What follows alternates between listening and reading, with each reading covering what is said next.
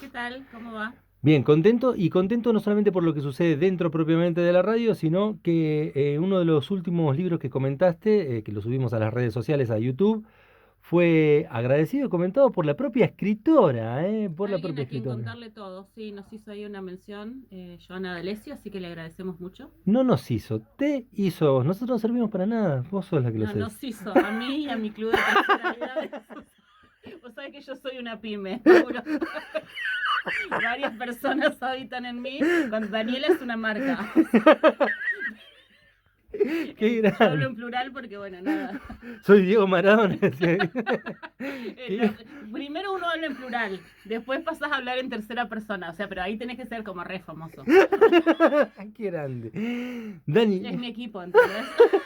Yo soy producto de un equipo. es más, todos los que están afuera escuchando ahora son parte de las Dani. Sí, sí, sí. Uy, qué peligro las Dani, te imaginas.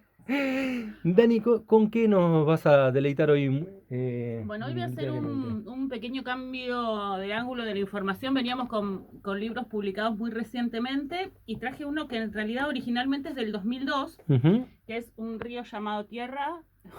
No, ya empecé mal. Un río llamado Tiempo, una casa llamada Tierra de Mia Couto, ujú, que es un escritor de Mozambique. perfecto. El libro igualmente llegó a esta edición, que es una edición de la Universidad Nacional de San Martín, que tiene un comentario de Coetzee atrás, el Nobel de Literatura también Ujú, africano, eh, por la editorial de la universidad, ¿sí? De hecho, si uno busca en la página, hay una cosa que se llama Cátedra Coetzee, que él en español nos presenta a este ah, escritor, bueno. y un fragmento de él comentando más que nada cómo empezó el proceso de esta novela. A mí me abrió como un mundo tremendo, esto de, o sea, cuando uno va a otras latitudes, ¿no? Primero, darse cuenta que en internet no está todo, aunque hay mucho, pero cuando uno, Permítame hacer esa mención, saludar. Coincido totalmente con lo que pero decís. no sé, cuando lo leía, cuando estaba preparando, me surgían muchas dudas, como nombres de lugares, este lugar será inventado, existirá realmente, un montón de cuestiones que, que no pude conseguir todas, ¿me Qué entendés? bueno. Y bueno, Más fascinante, los ¿no? lenguajes que traducimos y los sí, y los Mozambique era una colonia portuguesa, por lo tanto la lengua oficial de Mozambique es el portugués y Mia Couto escribe en portugués. Es un escritor que además uno empieza a investigar, se llama Antonio en realidad, y Mía es un nombre que se puso como sí mismo desde muy pequeño y quedó. Tiene muchos vínculos con Brasil. Ujú. De hecho, hay como dos escritores brasileros. Está Jorge Amado y el otro no me sale bien el nombre, por eso lo voy a leer. Brasileño es. Joao Rosa, que influencian un poco su prosa. Y él ha hecho varios viajes a Brasil, hay entrevistas largas. El problema es la traducción, ¿viste? Si bien hay un poco de oído ahí, cosas que se pueden entender, los traductores automáticos, la verdad que algunos son muy malos, sobre todo si uno tiene un poco de oído con el idioma, no sé si más o menos, como tenemos muy acostumbrado a veces el oído al inglés, un traductor automático de inglés, entre lo que dice, no te das cuenta de que es tan malo porque más o menos algunas cosas las cazás en el aire. Pero cuando no entendés mucho del idioma, y el portugués es un idioma que parece transparente, pero no lo es, Te perdés muchísimas cosas ahí, claro, ¿no? y es como muy desconcertante, ¿viste? Tratar de leer, pero igual alguna cosita he podido ahí como escuchar y tratar de... Y hay unas pocas traducidas, bien traducidas, de una página española, de una visita que él hizo a España. Mira, voy a decir una cosa, si Mia Couto es un tipo no sé, del 55, sus padres portugueses se fueron a Mozambique, es hijo de inmigrantes portugueses que se instalaron ahí. Mozambique se independizó en el año 75. 2020, perdón, del siglo XX, Sí, perdón. sí, sí, en Ayer. 1975, sí, antes de ayer. Yo no estaba con nosotros todavía, pero vos capaz que sí. Vos llegando nada. Qué mala, qué mala. La columnista. Se termina la columna de literatura. Fue un gusto haber trabajado durante estos años. No, lo que señalo con esto es que Couto tenía 20 años cuando se dio esto y él unos años atrás, aproximadamente a los 17 años, se unió a la causa de la liberación, Ujú. y trabajó mucho, bueno, obviamente en la clandestinidad, y después trabajó como periodista en el diario del Partido de la Revolución. Bueno, está emparentado con eso y es una persona muy multifacética. Empezó a estudiar medicina, ejerció 12 años el periodismo, después estudió biología, es novelista, o sea, pasan un montón de cosas, ¿no? Y él dice, mi papá era poeta y eso era como un terror en mi casa porque mi mamá pensaba que los poetas no servían para nada y nos miraba como, ¿quién de estos me saldrá poeta? Pido por favor que no. Y bueno, y así se fue como convirtiendo en escritor. Tiene muchísimos libros vendidos. Es como uno de los nombres que suelen sonar ahí, aunque capaz que no tan que haya llegado tanto para el Nobel. Puede ser un candidato a Nobel eventualmente cuando se nombran escritores africanos. Y ha ganado varios premios internacionales, traducido a muchísimos países, así que su obra es súper interesante. Está live todavía, ¿no? Sí, sí, sí, ok. sí, totalmente. Sí, súper activo. ¿Qué pasa con Couto? Se empezó como a encasillar en el realismo mágico, digo, cuando yo veo, si bien en la edición pone, bueno, su estilo se emparenta con el realismo mágico, y yo vi una entrevista de él y una corriente que vengo escuchando hace un tiempo, ¿no? Él dice, me dicen que escribo realismo mágico, la realidad de África es así, ¿no? Y hay como ahora toda una corriente que tilda al género realismo mágico como una lectura colonialista de lo que son las literaturas, que incluyen como otras cosmovisiones en la posible realidad de lo que puede suceder, ¿no? Y en su literatura está esto, cuando una vez te comenté un libro que se llama Autobiografía de mi madre, que es de una autora que vive en Estados Unidos, escribe en inglés, pero es de la isla de Antigua, es una de estas islas colonizadas por los ingleses en este caso, o cuando uno lee, a mí, o sea, yo lo abrí, tuvo mucha reminiscencia de lo colombiano, de García Márquez, y digo, bueno, todas las raíces africanas que hay en todo Mirá, esto, qué de todos bueno. lugares donde hubo esclavos, donde se expandió esta otra cosmovisión, entonces hay como otra lectura de la realidad también que trasciende al lenguaje. Una de las cosas que aporta Couto muy interesantes es que él escribe en una base de portugués, pero en su vocabulario, en la traducción un poco se nota, es muy difícil eso de traducir, ¿no? Pero incorpora algunas estructuras y vocabulario de lenguas nativas. Mirá. El Ubuntu es como la tribu básica de ahí de Mozambique. Y esto da también una nueva perspectiva a las letras africanas, ¿no? Esta cuestión de cómo se pueden fusionar las lenguas, la lengua del colonizador, ¿no? Que es como la lengua oficial, y las otras lenguas ahí colándose o permeando a través de palabras y también de estructuras. Hay forma, hay Las una trabaja él forma, ahí. claro, o sea, en la traducción obviamente muchas de estas cosas Claro. se pierden, pero digo, leí un artículo sobre eso y es verdad que hay una particularidad en cómo está escrito. Es muy sorprendente la novela. Es la historia de un chico que está en la universidad, es un chico perteneciente digamos, a la parte de originarios de Mozambique, no a los inmigrantes ni a los colonizadores, pero está como asimilado, él toma esa palabra, dice asimilado, es el originario o el negro que va a vivir a la forma de los portugueses, dice su abuelo, porque es la forma de hablar de los antiguos, digamos. Él está en la universidad, está estudiando, se aparece su tío mayor y le dice, tenés que venir a un pueblo que es una isla, que hay que cruzar un río para llegar, porque el abuelo se murió. ¿Se murió o se está muriendo? Le dice él, este es como el puntapié de la novela, ¿no? Y le dice el tío, es lo mismo.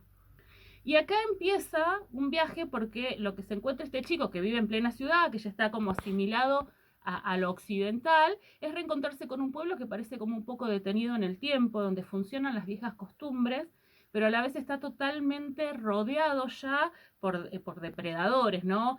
Hay traficantes de drogas que esconden ahí, hay un problema, porque la novela se va volviendo policial en un momento, hay un problema con un cargamento grande de cocaína que fue derivado ahí y a una persona que lo escondía. Hay negocios inmobiliarios atrás de esto, Seguramente negocios con en la África la mega tierra. minería debe estar ahí presente. Sí, bueno, y Mozambique es un país Claro. que tiene minería, sí.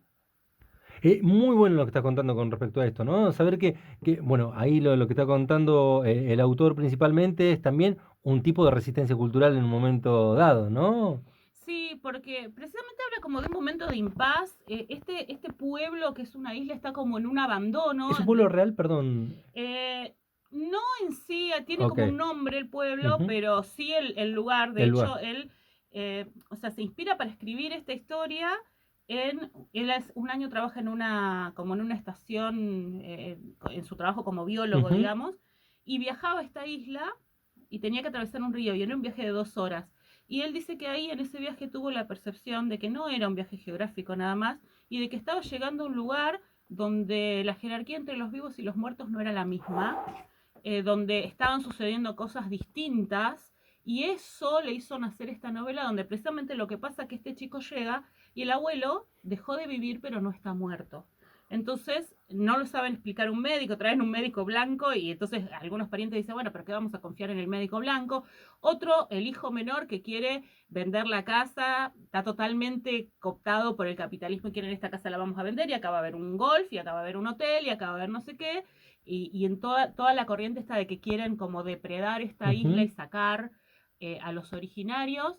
Que entre la misma familia se ve eso. Por eso digo que es una metáfora que va desde lo familiar, hay una historia familiar, hay una historia del lugar, de este lugar que como está en transición, y hay una contraposición campo-ciudad, si se quiere, de este chico que viene de la ciudad con determinada ley, con determinada cuestión, y pasa a acá donde hay una mística y una estructura religiosa, y donde en un momento de la historia la naturaleza empieza también a cobrar vida. El río que guarda las almas, hay un naufragio donde quedaron unas almas ahí como Oh, dando qué vueltas y bueno. tienen que ver con la historia. En un momento quieren hacer el entierro y el enterrador no puede enterrar la pala y dice la tierra se cerró, no lo va a recibir, acá hay que hacer algo, algo está pasando. Deja de llover, entonces parece que cae como una maldición. Entonces, va pasando todo esto con conflictos mundanos de un cargamento de cocaína y con un chico que su abuelo, él se llama igual que su abuelo, Mariano, le ha dejado el mandato de que vos vas a ser el que presida mi ceremonia mortuoria. Ninguno de mis hijos, el hijo mayor fue el encargado de avisarles a todos, qué sé yo, pero vas a ser vos, después vamos a descubrir por qué lo elige. Y en ese momento que empieza, bueno, tengo que ver qué hacer, lo primero que vemos es el cadáver como en una mesa en la cocina, en una habitación de la casa donde han sacado el techo, porque esa también es una costumbre, que viene uno de los hermanos y dice, ¿no ves que esto, dónde siguen viviendo ustedes? Que levantan el techo de la casa, van a arruinar la casa, y en realidad se saca el techo para que se pueda ir el espíritu, y bueno, hay toda una cuestión religiosa atrás de eso, que algunos no lo comprenden, y hay un tironeo, ¿me entendés? Entonces, ahí este chico que dice, bueno, hagamos la ceremonia y terminemos, se encuentra con una nota de su abuelo, pero que está escrita con su letra, con la letra del chico. Entonces, estaba durmiendo un día, se levanta, encuentra una Ya quiero carta del leer. abuelo. Y así sucesivamente empieza hasta que hay un momento que es muy de epifanía, donde él se da cuenta que él mismo escribe las cartas, pero como en una situación como de estar poseído, entonces agarra una lapicera y empieza a escribir y se da cuenta que el En que escribe es trance. el abuelo con su mano, y se comunica el abuelo así con cartas y le va contando secretos familiares, le va dando encargos de qué tiene que decirle, cómo acompañar a su abuela, que se reencuentre con su padre. Entonces va pasando este chico por determinadas cuestiones mientras intenta armar, y le dice, mira, me van a querer enterrar ahora, pero vos tenés que retrasar esto porque hay que solucionar cosas antes de que se pueda hacer, hasta de que me muera de verdad. Entonces, él tiene que ir a buscar una mujer que por algo, bueno, por una historia quedó fuera de la familia, pero dice, esta mujer es de nuestra familia, tiene que estar en casa, vos tenés que hablar con tu papá por tal cosa, vos tenés que saber que tu mamá tal cosa. Entonces, está su madre se murió y hay todo un misterio alrededor de esa muerte, un misterio en el que tiene que ver el río se la llevó en un momento y de ella enterraron una botella con agua del río. Bueno, hay un montón de cosas, y además la escritura, que ni te la cuento porque es fascinante la manera como está escrito. Y todo esto que pasa que es del carácter así, de lo mundano y de lo mágico, como este mundo en transición, y donde los muertos tienen influencia en el mundo de los vivos y donde el pasaje no está tan claro, y donde incumbe el secreto familiar, pero también la historia social, ¿no? Sociocultural del lugar. Sí, a mí de una entrevista que escuché de él, que hablaba de esto de la guerra y todo lo demás, me interesa decir esto porque es una cosa que creo que nos incumbe, porque nosotros también tuvimos una situación que históricamente hay que reparar, y muchos países que han sufrido genocidios, nada, terrorismo de Estado, o guerras, o colonialismo, o estas cuestiones, y cada pueblo lo resuelve de distintas formas, ¿no? Pensando que nosotros somos uno de los únicos países que recurrió al juicio, cuando la realidad es que históricamente no es lo que más se repite. Él cuenta que en Mozambique hicieron una especie de olvido falso, falso olvido. Acordaron, hicieron un consenso como de reescribir una historia como si esto no hubiera pasado de alguna forma, Como ¿no? olvidada, ¿no? Sin Sí, cerrar. hay un olvido que no es real, un olvido Claro, real, claro. porque eso existe, pero hay un como sí, sí, que es como un pacto social de olvido. No sé si pacto es la palabra, pero él habla de un consenso. Igual acá se habla de la revolución porque el padre del protagonista era un revolucionario y vino como desahuciado de esa revolución por lo que vino después, ¿no? Y también me gustaría decir que Mozambique es considerado una paradoja. El autor habla como si lo logramos como país, vamos a ser un caso único en África. Eh, pero por ahora es un país que si vos escuchás a los organismos de crédito internacionales como el FBI, es un El FMI. FMI, bueno, es lo mismo. Eso es lo mismo, la verdad. Es lo Sí. mismo, es lo mismo, saben, tu home banking.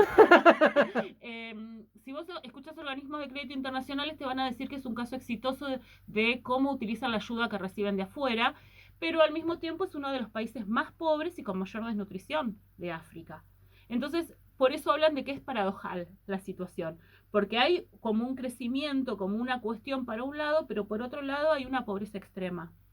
Entonces son como todas cuestiones que aparecen en la novela sublimadas en esta historia, porque leía un artículo de que apareció en una revista brasilera sobre esta novela que decía eh, este estado de transición de lo viejo y lo nuevo, la articulación de qué va a triunfar, pero todavía no se es nada, y en el medio esta destrucción que se ve en la casa misma, en el pueblo este que está como en estado de abandono, porque en realidad lo que quieren es liquidar todo y poner arriba un hotel, un no sé qué, ¿no?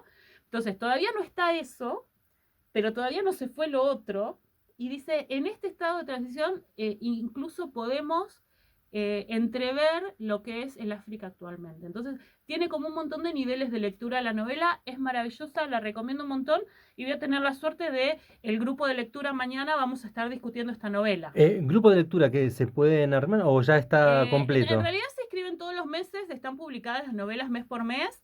Si después me quieren buscar en las redes, que está el flyer o del Jardín Teatro Laboratorio, el ciclo se llama Tendencias de la Narrativa Contemporánea. ¿Con Nené?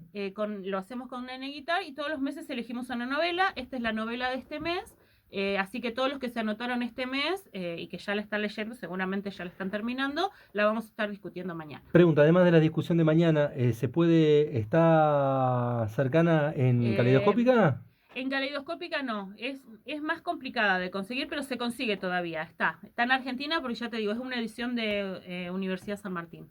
Daniela, ¿cómo te encontramos en las redes a vos y a Caleidoscópica? Caleidoscópica Librería, por un lado, y a mí Daniela de la Bruna o Daniela DB 2020. Muchas gracias como siempre. A ustedes. Daniela de la Bruna aquí en Radio Nacional Esquel.